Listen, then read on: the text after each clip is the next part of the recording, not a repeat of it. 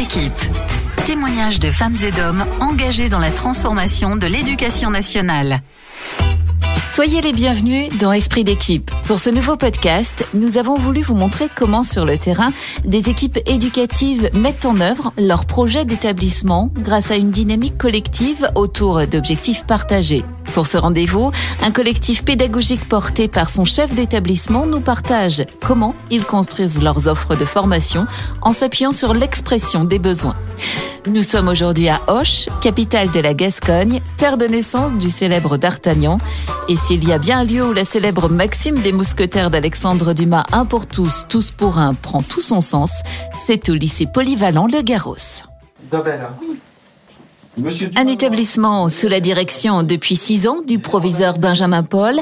Ici, près de 120 professeurs, plus de 60 autres agents d'éducation, administratifs, techniques, de santé et sociale et 950 élèves de toutes filières se croisent au quotidien. C'est un lycée qui regroupe les 3 voies. La voie générale, la voie technologique et la voie professionnelle. Et on a une histoire, on est un ancien lycée pro du bâtiment et petit à petit on est devenu polyvalent. Aujourd'hui, on a des spécificités très fortes. Sciences de l'ingénieur et puis les sciences techniques de labo. Art du cirque, on est 600 en France. Et cinéma audiovisuel, on est les seuls sur le département. Donc une vraie mixité parce qu'avec mes 7 bacs pro du bâtiment de la maintenance, ça fait quelque chose de très divers, qui est très représentatif en fait. C'est une petite société, c'est une petite république en fait. Pourquoi la formation des personnels est centrale dans un projet d'établissement ? Je suis un fanat de la formation d'initiative locale.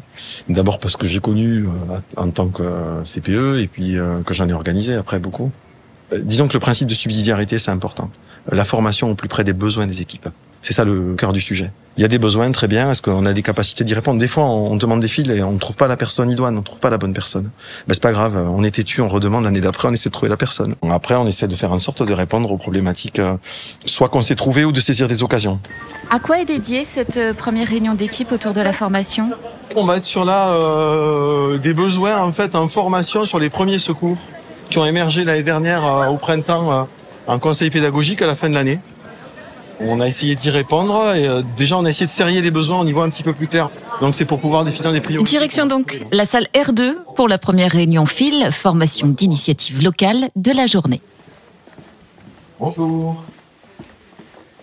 Comment ça va ? Bonjour. Donc moi je suis Laetitia Lassus-Matevon, je suis infirmière dans ce lycée depuis 8 ans et j'ai la double casquette formatrice SST, donc sauveteur secouriste du travail, et formatrice PSC1, premier secours civique de niveau 1.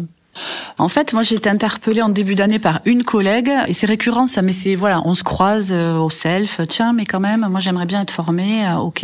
Mais c'est vrai qu'il n'y avait pas eu de sondage, donc Monsieur Paul a réalisé un sondage via l'ENT, donc l'espace numérique de travail, pour essayer de cibler tous les personnels. 94 réponses. Ouais. C'est ce qui est colossal. Mais on a beaucoup de réponses, donc on a 29 personnes qui veulent être formées au secours, au SST, 7 personnes qui veulent se remettre à niveau, donc qui ont déjà eu un SST, qui ont besoin d'une remise à niveau qui normalement intervient tous les 2 ans, 22 personnes qui veulent être formées au PSC1, et 18 au geste qui sauve. Alors le geste qui sauve, c'est le message cardiaque, mais aussi comment donner l'alerte ou encore protéger une victime.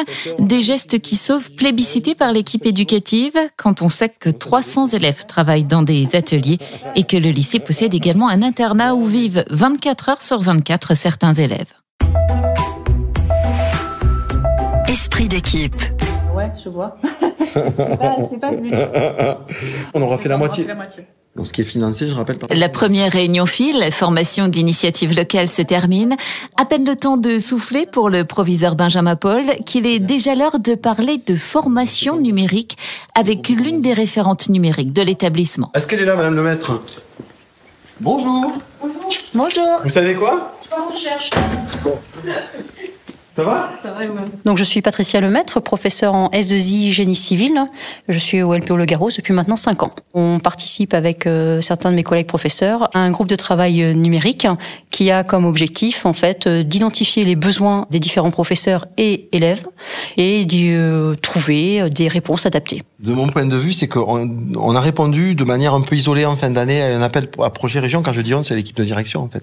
Et la région proposait d'équiper des établissements volontaires qui étaient labellisés numériques avec des tablettes offertes aux élèves sur le long de la scolarité. Et donc, on en a parlé aux enseignants. Il y a des enseignants qui, très vite, notamment ceux de la voie technologique, qui se sont dit que c'était super. On a obtenu le label. Mais qu'est-ce qu'on a fait après? Donc après, on a prévu de faire des formations. Il y avait déjà des référents numériques. Et on s'est engagé dans une démarche sur plusieurs années. Et le GT numérique, c'est en fait en sorte que les gens qui étaient concernés soient impliqués. Lorsqu'on a eu cette demande, est-ce que vous avez identifié un besoin de formation? Très rapidement, on a levé la main en disant oui, on souhaiterait avoir un travail sur les outils collaboratifs.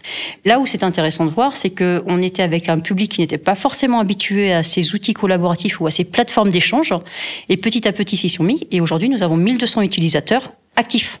C'est, je pense, une petite victoire. Bon, qu'est-ce qu'on fait, madame le maître? On va essayer de faire la formation ENT avec... Grâce au groupe de travail numérique, les besoins en formation de tous sont exprimés, étudiés et résolus de façon autonome par l'établissement. Et si la réponse ne peut être donnée par des ressources internes, Benjamin Paul n'hésite pas à faire appel à des experts, que ce soit auprès des pôles d'appui départementaux ou encore de la direction numérique éducative. La réunion se termine en tout cas, il est l'heure de déjeuner avant de parler gestion du stress avec, entre autres, Emma et Manon, toutes deux membres du conseil de la vie lycéenne. Rendez-vous est donné dans la salle calme de l'établissement. Pourquoi ce nom de salle calme, Manon? Alors, parce que c'est tout le concept de la salle. En fait, on voulait plus d'une salle d'études, on voulait d'un endroit où se poser, où être tranquille, on peut lire, on peut faire ce qu'on veut. Et le but, c'est que ça reste calme, un peu silencieux. Voilà. Manon et Emma, elles sont membres du conseil de la vie lycéenne depuis 2 ans. J'ai reçu un email, un message sur l'espace numérique de travail, le 23 septembre. Et je vois marqué un truc où il y a marqué « Projet, le stress, notre pire ennemi ». Parce qu'on l'a ressenti, parce qu'on en a parlé avec nos camarades autour, et que c'était vraiment un sentiment qui était global, et tout le monde se rejoignait à peu près sur les mêmes questions. Et qui nous mettait en difficulté aussi dans nos apprentissages. Et donc le projet, on est en train de le mener. Là, on s'est donné 2 années. Alors cette année, on a commencé par rédiger un sondage pour mieux comprendre les besoins autour du stress et mieux comprendre les ressentis des élèves. On a 160 réponses sur un peu plus de 200 élèves. Bon, on a plein d'informations qualitatives, quantitatives. On a fait des questions ouvertes, on a fait des questions fermées. Et on a connecté ça avec un projet qui existait aussi, qui est un projet Persévérance, qui est propre au lycée. Donc il y a Olivier Darnaud qui est avec nous, qui est un référent de la mission de lutte contre le décrochage scolaire. C'est ça, je coordonne le dispositif ici à l'intérieur de l'établissement. Et je porte aussi le projet Persévérance. C'est un projet qui met en place des actions sur des élèves en difficulté et aussi de former les enseignants sur des pratiques innovantes. Je dois dire quand même qu'il est financé avec du Fonds social européen. Et donc, on a mis en place un atelier sophrologie et un atelier prendre la confiance, qui colle un petit peu à ces élèves qui sont un petit peu en manque de confiance, un peu stressés. L'année dernière, on a travaillé sur une méthode de communication qu'on appelle l'ARE, relation et empathie, pour développer un petit peu des communications bienveillantes. Et cette année, on va mettre l'accent sur les compétences psychosociales. On va essayer de faire en sorte que les profs soient sensibilisés avec des outils pratiques. Et le point de départ qu'on s'est donné, c'est que Manon et Emma, elles préparent un support qu'elles vont présenter au conseil d'administration. Donc il y aura le compte financier, mais il y aura aussi le résultat du projet stress. Et c'est elles qui ont fabriqué leur diaporama pour dire ça va être le point de départ d'une formation pour les enseignants que ça intéresse. Pour les enseignants et bien entendu pour les élèves. L'après-midi est déjà bien entamé quand la dernière réunion file, formation d'initiative locale, se termine. L'heure d'une petite pause pour Monsieur Paul, l'heure également d'un bilan sur cette démarche autonome d'initiative locale. Pour moi, c'est un bilan très positif. Après, il y a différents types de formations d'initiative locale. Il y a des formations qui sont un peu ponctuelles. Exemple, des élèves à besoins particuliers. C'est positif parce que c'est des formations qui sont suivies. C'est des besoins qui sont identifiés. Il y a très peu d'absents. Il y a des besoins ponctuels, donc, et des besoins plus stratégiques, d'évolution. C'est au plus près des besoins, en fait. La difficulté, ça va être de trouver des ressources ou d'être têtu, parce que dans un agenda comme l'agenda d'un lycée très polyvalent, c'est toujours un peu technique de trouver le bon moment, quoi. Donc, si on arrive à fédérer ou à faire un point sur les besoins et qu'on propose des choses avec des intervenants de qualité, les gens, ils prennent ce temps de la respiration professionnelle, quoi. Pour que derrière, ça soit mieux. C'est pas une formation pour appliquer, en fait. C'est une formation pour construire un développement professionnel. Et peut-être construire une toute petite modification de votre pratique qui vous coûte pas grand-chose, mais qui peut avoir un effet, quoi. C'est ça le pari qu'on fait. Et voilà pour ce podcast d'Esprit d'équipe où vous aurez pu découvrir comment implication de tous rime avec réussite pour tous. Merci à toutes les équipes du lycée polyvalent Le Garros à Auch de nous avoir accueillis et plus particulièrement à son proviseur Monsieur Paul pour nous avoir guidés tout au long de cette journée à ses côtés.